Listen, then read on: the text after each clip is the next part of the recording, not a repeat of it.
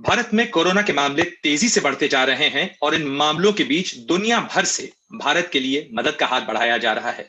इस मदद में अमेरिका ने भी कई स्पेशल जेस्चर्स लिए हैं। कई सहायता के जो कुमक हैं, इमदाद है, वो भेजी है। और इसके साथ साथ जो अमेरिका की बिजनेस कम्युनिटी है, जो बिजनेस लीडर्स हैं, उन्होंने भी भारत के लिए विशेष सहायता की पहल की है। इसमें एक महत्वपूर्ण पहल यूएसआईएसपीएफ यानी US India strategic partnership forum, उसकी तरफ से की गई। आज हमारे साथ बातचीत करने के लिए खास मेहमान के तौर पर सीईओ यूएसआईएसपीएफ के मुकेश अघी हैं। मुकेश जी, आपका एबीपी न्यूज में स्वागत है। मेरा पहला सवाल आपसे इस चीज को लेकर है कि अमेरिका में इस तरीके से, जिस तरीके से कोशिशें हो रही हैं भारत के लिए मदद पहुंचाने की, यूएसआईएसपीएफ ने भी एक पहल की है। तो किस तरीके की मदद आप लोग पहुंचाने की कोशिश कर रहे हैं? बहुत सारे ऑक्सीजन कंसंट्रेटर्स, बहुत सारे ऑक्सीजन इक्विपमेंट्स और इसके अलावा दवाइयां और कई कंसाइनमेंट जो हैं वो अमेरिका से अब तक भारत पहुंच रहे हैं या पहुंचने की तैयारी हो रही है, कुछ पहुंचे भी हैं अब तक। तो आप देखिएगा कि 3 सेक्शन में सपोर्ट आ रहा है अमेरिका से इंडिया के लिए। एक तो यूएस गवर्नमेंट का है, एक बिजनेस कम्युनिटी का है और एक इंडियन डायस्पोरा का है। बिजनेस कम्युनिटी ने काफी एफर्ट करा है। उसमें हम मेडिसिन भेज रहे हैं, रेमडेसिविर और एंटीवायरल मेडिसिन जो जरूरत हैगी वो पहुंच गई हैं इंडिया में। कंपनीज ने एंटीजन टेस्ट भेजे हैं मिलियंस में और काफी और सामान आ रहा है। पर मेन चीज हमें जो रिक्वेस्ट थी ऑक्सीजन सप्लाईज के लिए, तो हमने इस टाइम करीबन 1 टन के क्रायोजेनिक कंटेनर्स भेजे हैं जो हमने सोर्स कर रहे हैं दुबई से, बैंकॉक से, सिंगापुर से। 10 और आ रहे हैं वो कंटेनर्स इस हफ्ते इटसेल्फ। पर सबसे ज्यादा इम्पोर्टेंट है कि हम बेसिकली प्रेशर उतारे हैं हॉस्पिटल से, तो उस मामले में हम ऑक्सीजन कॉन्सेंट्रेटर भेज रहे हैं और हमने करीबन कमिट करा है कि हम 1 लाख कॉन्सेंट्रेटर भेजेंगे और उसमें हमने इस महीने कमिट करा है 25,000 इंडिया पहुंचेंगे। अब अगर आप देखिए आज 6 तारीख है, करीबन 3,000 पहुंच गए हैं और 7 तारीख के बाद रोजाना एक प्लेन आएगा। 1,000 कंटेनर करीबन 15 टन का होता है जो कंसाइनमेंट। तो रोजाना एक प्लेन आ रहा है जो हम इंडियन रेड क्रॉस को दे रहे हैं और Indian red cross ministry of health के साथ वर्क करके डिस्ट्रीब्यूट कर रही है। तो हम उसकी डिस्ट्रीब्यूशन देख रहे हैं कि वो डिफरेंट स्टेट्स में जा रही है। तो अभी काफी और सामान हम जो कोशिश कर रहे हैं भेजे हैं। पर क्या कि जब कॉन्सेंट्रेशन आएंगे उसके बाद हम देख रहे हैं कि 3 महीने के बाद और क्या करना है। वो उसमें हम देख रहे हैं कि हम फील्ड हॉस्पिटल शुरू करें और ऑक्सीजन प्लांट्स लगाएं और ऑक्सीजन जनरेटर्स लगाएं फील्ड हॉस्पिटल्स में। मुकेश जी, जिस समय आपने ये पहल शुरू की एक स्पेशल ड्राइव की तरह यूएस में, तो अगर मैं आपसे पूछूं कि जो बड़े बड़े जायंट्स हैं, जो यूएस कॉर्पोरेट्स हैं, उनकी तरफ से रिस्पांस कैसा रहा जब आपने उनके साथ इस चीज में इनिशिएट किया, या जो भी पहल कोशिश हो रही है कम्युनिटी से लेके कॉर्पोरेट्स की तरफ से? तो शुरुआत तो इंडियन सीईओ से शुरू हुई थी। करीबन 2 हफ्ते पहले मेरी बात हुई थी माइक्रोसॉफ्ट के सीईओ सत्य नडेला से, अडोबे के सीईओ शांतनु नारायण से और मास्टर कार्ड के सीईओ अजय बांगा से। और उन्होंने कहा हमें कुछ करना है कॉर्पोरेट की तरफ से और उससे मोमेंटम शुरू हुआ और हमने एक प्लान बनाया उसके लिए। और पिछले संडे 10 दिन पहले करीबन 40-50 चेयरमैन सीईओ जो लार्ज कंपनी के हैं उनसे बात हुई और उन्होंने कहा ठीक है हम कमिट करते हैं। तो सबने कमिट करा 1,000 कमिटमेंट ऑफ कॉन्सेंट्रेटर, 2,500, 5,000। तो क्या है कि फाइनेंशियल कमिटमेंट की वो कमी नहीं है। हमारी इस टाइम चैलेंज है कैपेसिटी और लॉजिस्टिक्स की, तो उसमें हम लगे हुए हैं इस टाइम। लॉजिस्टिक की बात बिल्कुल ठीक है मुकेश जी। कुछ समय पहले आपने इस चीज को लेकर चिंता जताई थी कि लॉजिस्टिक में आपने जो पहला कंसाइनमेंट मूव करने की कोशिश की थी, चाइना से मूव करने की कोशिश की थी, उसमें कुछ दिक्कतें आई थी। तो क्या वो दिक्कतें आपकी रिजॉल्व हो गई हैं या अभी भी आप कुछ डिफिकल्टी फेस कर रहे हैं? उस टाइम दिक्कतें आई थी। हमारी पहली कंसाइनमेंट हमें टोक्यो भेजनी थी, फिर वहां से टोक्यो से दिल्ली पहुंचाई। अब वो दिक्कतें खत्म हो गई हैं। अब सारा सिस्टम स्मूथली चल रहा है। रोजाना एक प्लेन लोड आ रहा है दिल्ली एयरपोर्ट पे। तो अब तक तो अब ठीक ठाक चल रहा है। मुकेश जी, आज एक बहुत महत्वपूर्ण फैसला जो है बाइडेन एडमिनिस्ट्रेशन ने भी लिया है और इंडिया के लिहाज से वो बहुत महत्वपूर्ण है कि जो आईपीआर लॉज हैं, जो ट्रिप्स का नेगोशिएशन चल रहा है डब्ल्यूटीओ में, उसके लिहाज से जो वैक्सीन्स हैं उनको ट्रिप्स की जो पाबंदियां हैं, जो बंधन है, उससे बाहर करने की कोशिश होगी ताकि वाइडर जो अवेलेबिलिटी है वैक्सीन्स की वो इंश्योर की जा सके। इस फैसले को बाइडेन एडमिनिस्ट्रेशन के इस जो जो डिसीजन है, इसे आप कैसे देखते हैं? क्या है कि हमें वाइड एडमिनिस्ट्रेशन कॉम्प्लीमेंट देना चाहिए कि वो रियलाइज कर रहे हैं एक ये ग्लोबल पैंडेमिक है, ग्लोबल क्राइसिस है और सबको वैक्सीनेशन की जरूरत है।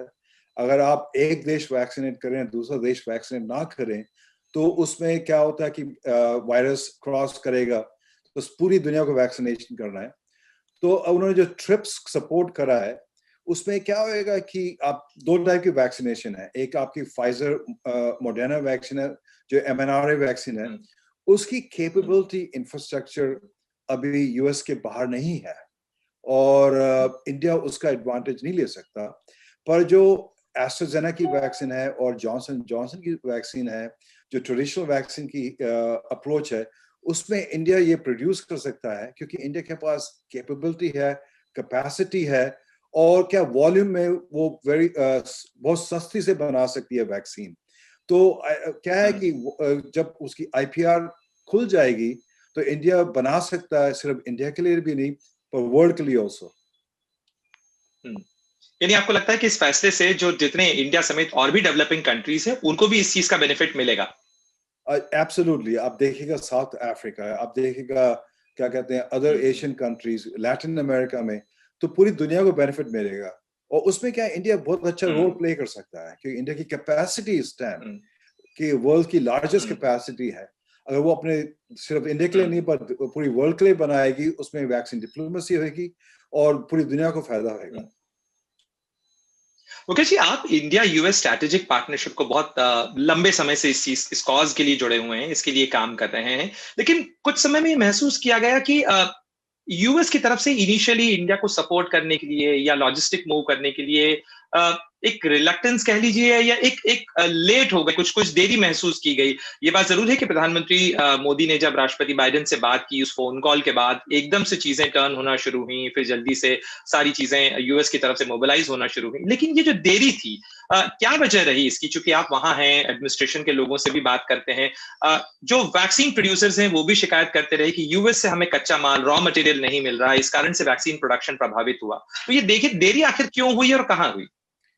तो क्या है कि यस, रिस्पांस इनिशियली स्लो था और आप देखिएगा उस टाइम बाइडेन एडमिनिस्ट्रेशन फोकस थी वर्ल्ड क्लाइमेट समिट में और उस टाइम 40 हेड ऑफ स्टेट्स के साथ वो कोऑर्डिनेट कर रही थी।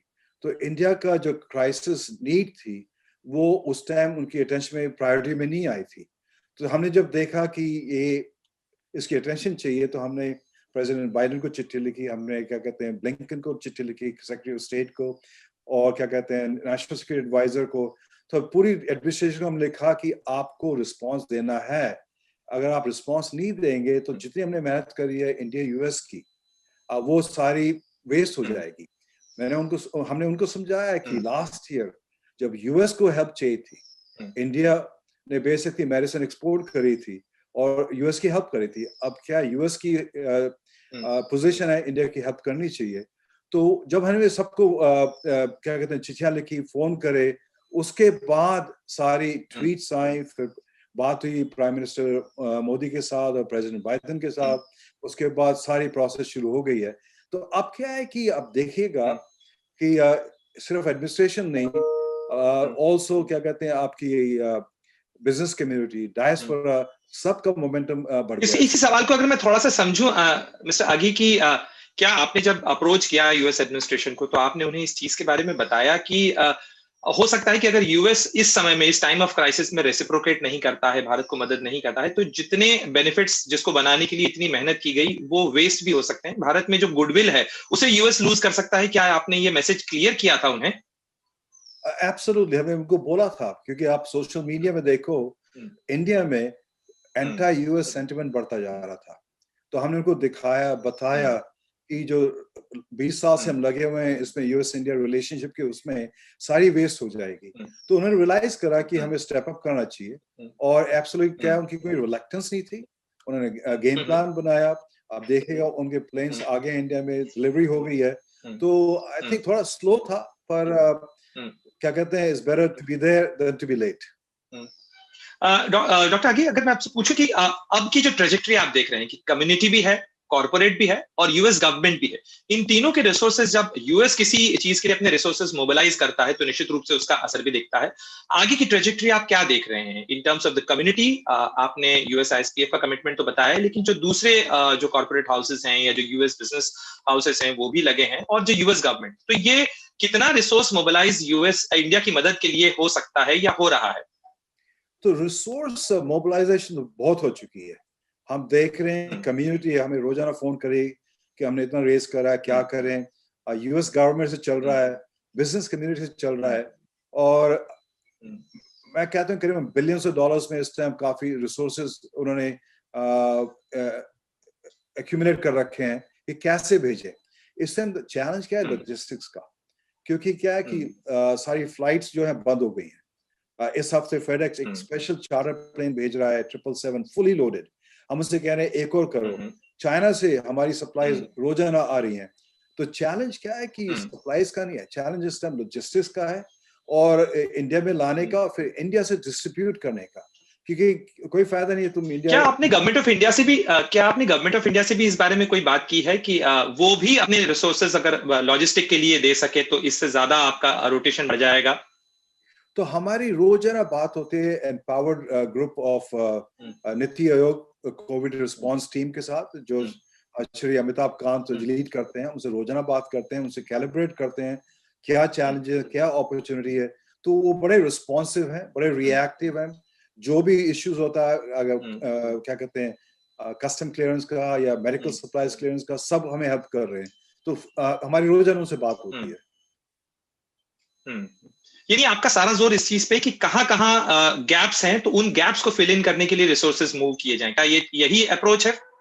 हमारी अप्रोच ये है कि क्या होता है कि कई देश इंडिया की मदद कर रहे हैं, और ये ना हो कि सिर्फ एक ही चीज आए। तो हम रोजाना बैठ के बात करते हैं कि क्या कैलिब्रेट करें, क्या सप्लाई की एडजस्टमेंट करनी पड़ती है। तो हम रोजाना बात करते हैं एम्पावर्ड ग्रुप से, और उसके तरीके से हम एडजस्ट करते हैं सप्लाईज की। इस टाइम कह रहे हैं कि ऑक्सीजन कंटेनर्स, ऑक्सीजन कॉन्सेंट्रेट की जरूरत है, तो हम वो सारे प्रायोरिटी के साथ शिप कर रहे हैं। उसके बाद हमें मिला कि एंटीवायरल मेडिसिन लाओ, तो हम सोर्स कर रहे हैं यूएस से, पूरी दुनिया से, तो एंटीवायरल मेडिसिन भेज रहे हैं।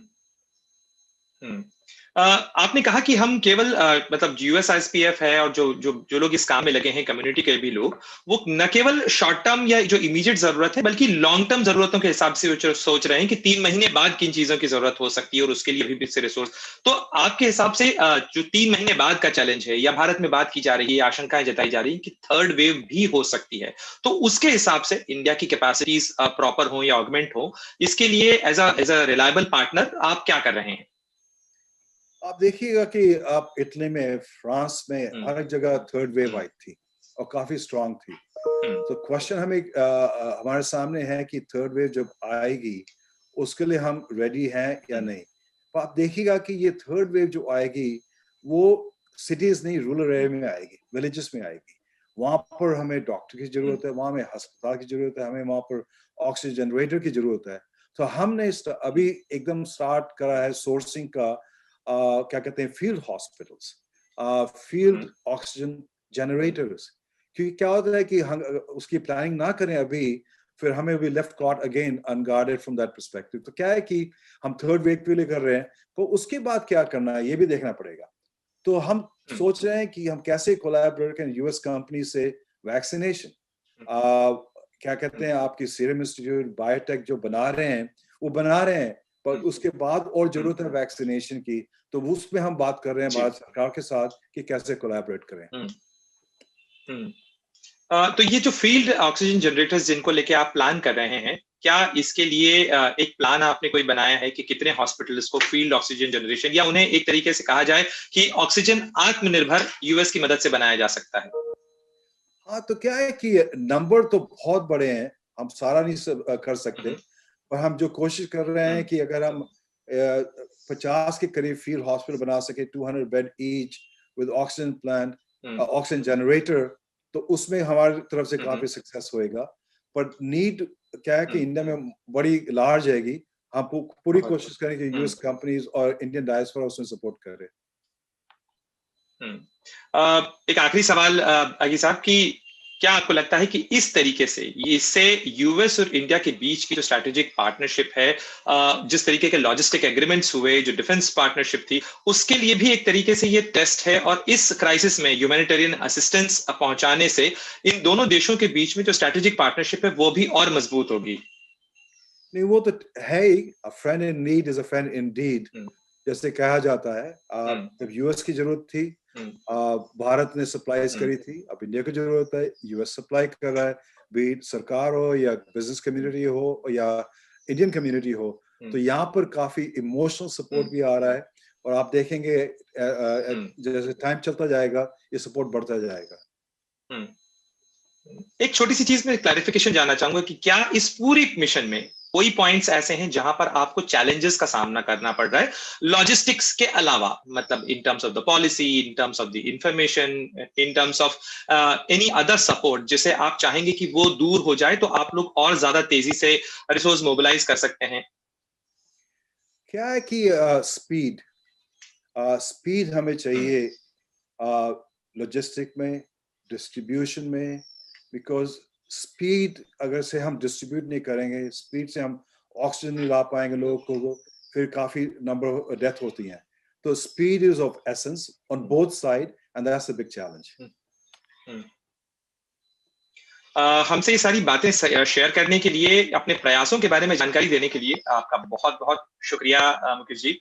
और उम्मीद की जानी चाहिए कि भारत और अमेरिका की दोस्ती इस क्राइसिस के साथ और ताकत के साथ उभरेगी, और निश्चित रूप से भारत की इस लड़ाई में अमेरिका ने जिस तरीके का साथ दिया है, उससे भारत और अमेरिका दोनों ही कोरोना के खिलाफ लड़ाई को कामयाबी से जीत पाएंगे।